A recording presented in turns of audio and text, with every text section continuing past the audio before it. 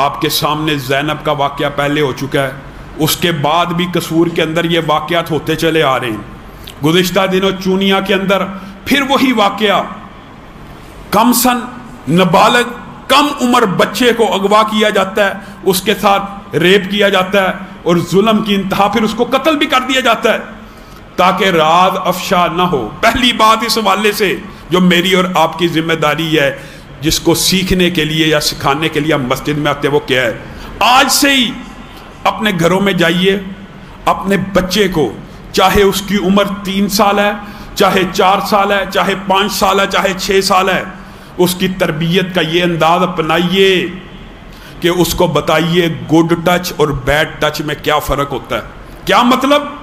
اس کو بتا دیا جائے بچے کو کہ یہ جو منہ پہ بوسہ دینا ہے، یہ جو حصے ہیں، یہ جو جسم ہے، اگر ان کو چومنے کا حق اگر کسی کو ہے تو صرف والدین کو ہے، چاہے تیرا کتنا قریبی کزن ہو، رشتہ دار ہو، ڈرائیور ہو، ملازم ہو، خان سامہ ہو، کسی کو بھی یہ حق نہیں ہے کہ وہ بچے کے منہ کے اوپر بوسہ دے۔ یہ اپنے بچوں کی آپ نے تربیت کرنی ہے۔ یہ آپ نے اور میں نے اگر اپنے بچوں کو یہ شعور ادراک نہ دیا کہ بچے یہ جو حصے ہیں جسم کے اندر، ان کو اگر کوئی بندہ ماں باپ کے علاوہ ہاتھ لگاتا ہے تو ہمیں آ کے براہ راست بتائے، یہ نہیں کہ بچہ ڈر کے بیٹھا ہوا ہے۔ ڈرائیور نے ہاتھ لگایا، بچہ والدین کو بتانے کی ہمت نہیں کرتا۔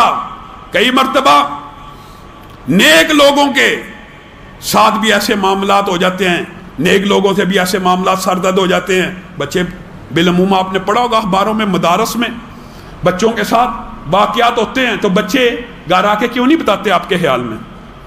کیونکہ ان کو یقین نہیں ہوتا کہ میرے والد یا والدہ نے میری بات پہ یقین کرنا ہے۔ اللہ کی قسم ان کو پتہ ہونا میرا والد اور والدہ مجھے پہلے یہ بتا رہا ہے کہ جب بھی تیرے ساتھ ایسا معاملہ ہو تو نے مجھے آگاہ کرنا ہے۔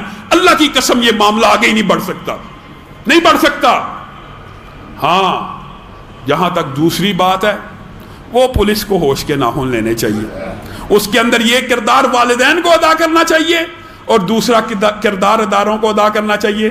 جب بھی کوئی اغوا کی، جب بھی کوئی ایسی رپورٹ درج کرانے تھانے جاتا ہے نا، تو پولیس والوں کا عجیب و غریب رویہ معاشرے کے اندر، اور بچہ گھروں دوڑ گیا آئے گا، اور بچہ دربار تے چلا گیا آئے گا، اور بچہ بازار چلا گیا آئے گا، تسی اغوا دا پرچہ کٹانا آ گیا۔ یہ عجیب و غریب طرز عمل ہے۔ ہمیں اس طرز عمل کے بارے میں بھی غور کرنا ہے۔ اور تیسری بات اس حوالے سے جو میں کہنا چاہتا ہوں وہ یہ ہے، اللہ کی قسم زینب قتل کیس کے اندر مذہبی جماعتوں نے ایک آواز کو بلند کیا تھا، کیا؟ اس کے قاتل عمران کو چوک میں سرعام سزا دے دی جائے، اور رات کی تاریکی کے اندر، جیل کی کال کوٹری کے اندر چوری چھپے، پتہ نہیں یہ کیا سسٹم ہے، سزا دے دیتے ہیں۔